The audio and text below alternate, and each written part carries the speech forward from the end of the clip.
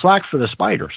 I think it could be, because we don't understand how the reptiles, actually think, or, if the magnetic field could have something to do with what's going on with them. Because as, you've been talking about, I've been talking about, the magnetic field has really moved off Canada now and is heading towards Siberia at a very high speed.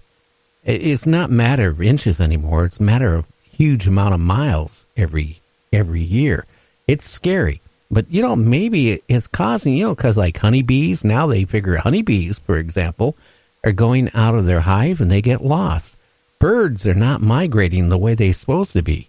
And they're like cranes, for example, are being seen 1,000 or so miles off what they normally don't even go to. I mean, a lot of things are happening, so maybe that is affecting these reptiles also.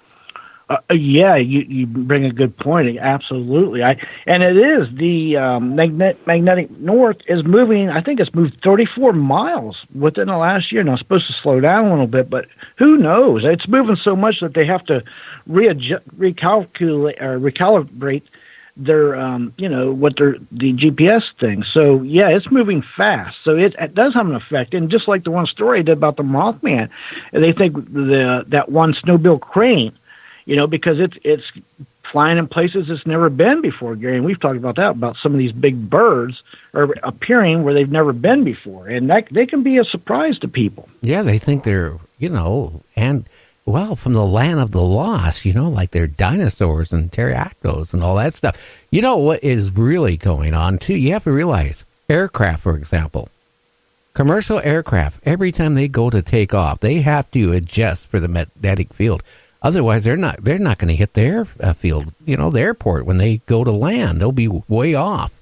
Just a matter even of a quarter of an inch of movement on the magnetic field can make a big distance of being off for an aircraft. So that is something that's going on. And what happens if it does flip? We don't know.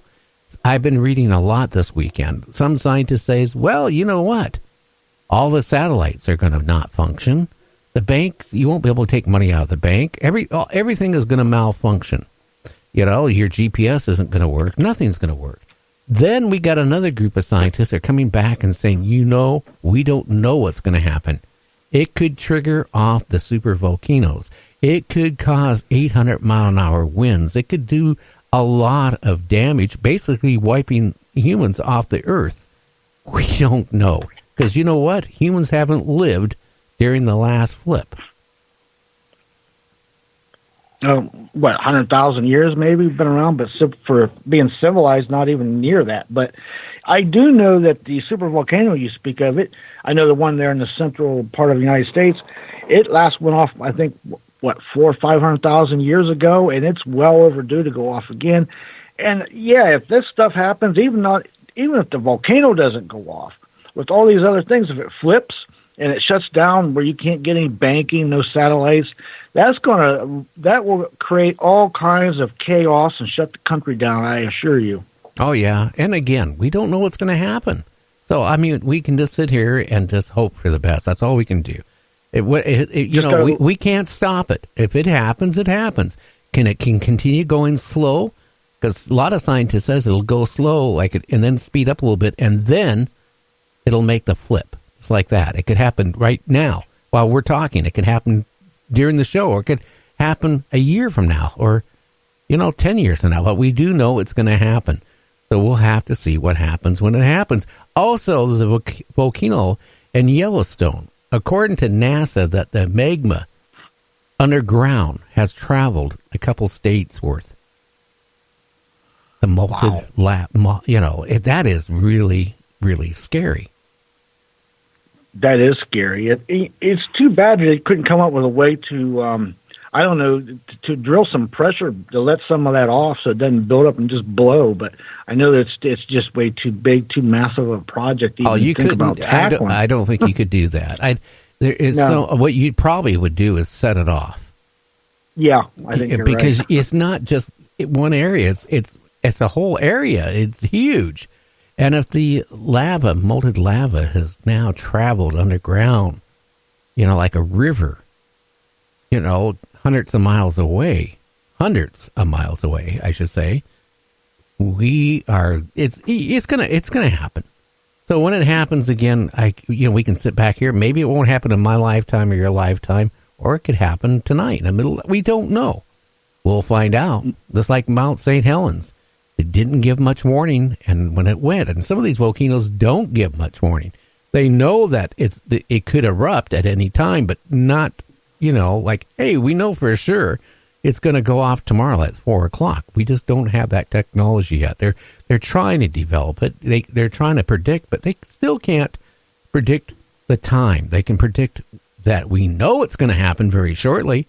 Well, hey, what can I say? Well, you know what? A woman falls into an icy Chicago lagoon while trying to rescue the dog, or her dog.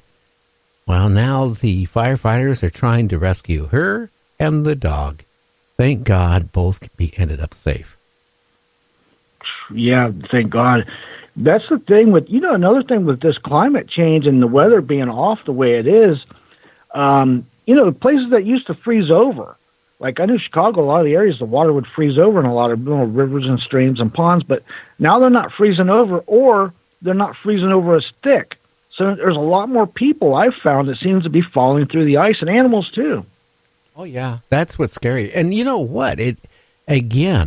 This weather patterns, Antarctica, I was reading an article last night, late in the night, that it's now melting really ridiculously faster, that in the last week they were shocked at how much more this one island off of Antarctica has lost 20% in just a matter of a few days.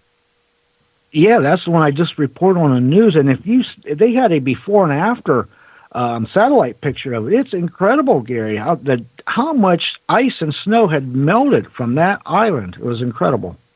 Well, yeah. Again, when we had Whitley on, we were talking about the global superstorm. Now, you have to look at the way things go. And I've said this before. The last ice age, where I lived, Seattle was under thousands of feet of snow, ice. Okay? But if you traveled 60 miles away from Seattle, you could live. The temperatures were in the 60s. It just depends on the locations and all this stuff.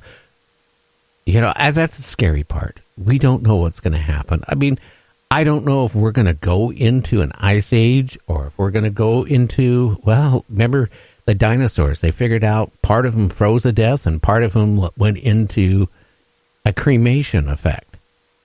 We don't know what could happen. Part of this world might go into an ice age. The other part might get so hot where, humans just can't live. It's scary. But right now, we know for a fact, being in broadcasting, I used to be an amateur radio operator.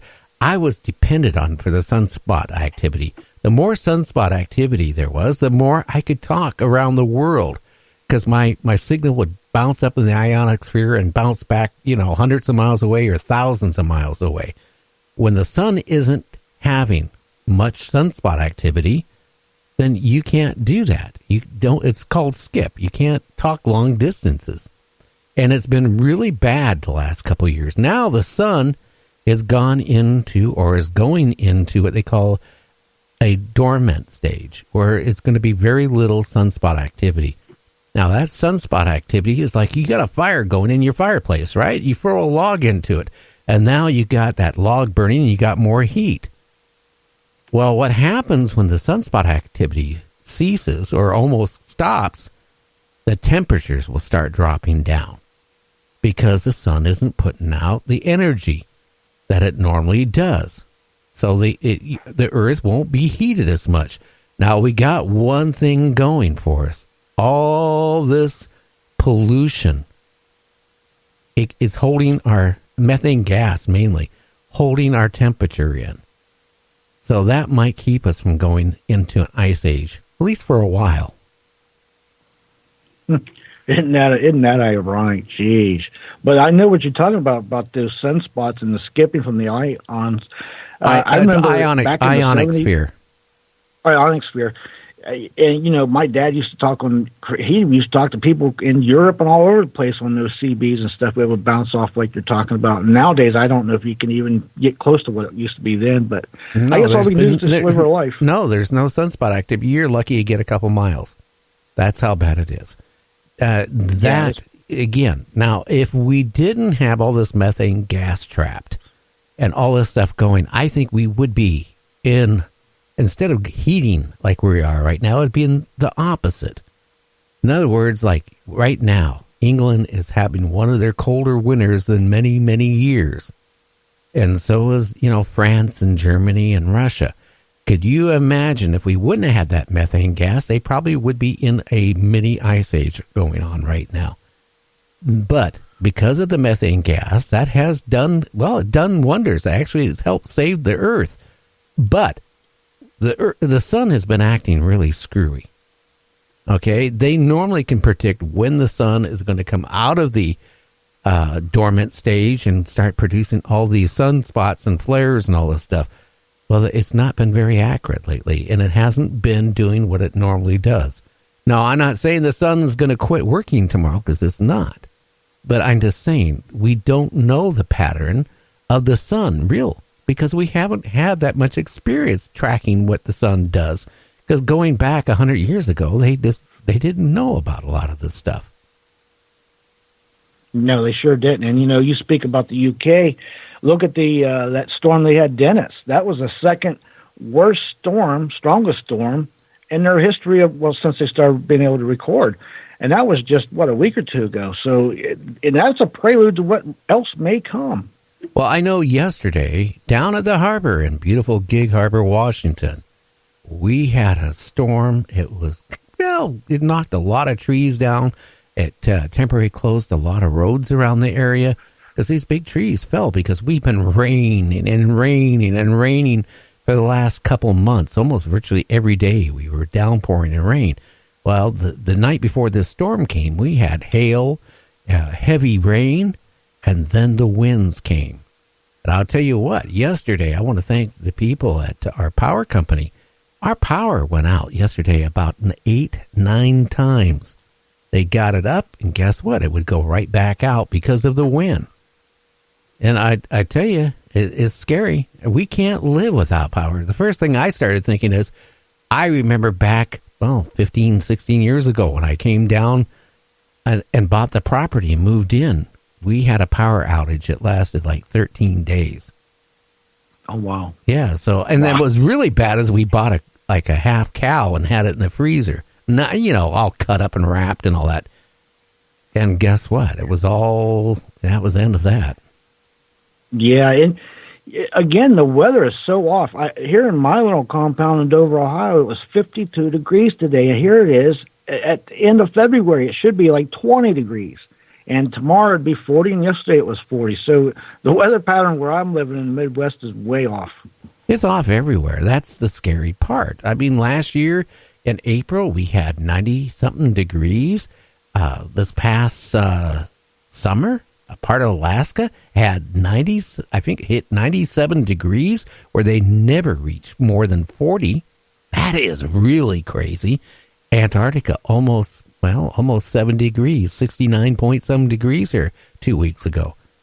Tells you something is going on, because all recorded time of going back as long as we've had weather stations in Antarctica, they never got up. That's like one of the coldest places on Earth. And it was almost bikini weather. Crazy. Anyway, we need to go on break. We'll be back in 2 minutes with Night Dreams Talk Radio. So stay tuned, and we'll catch you.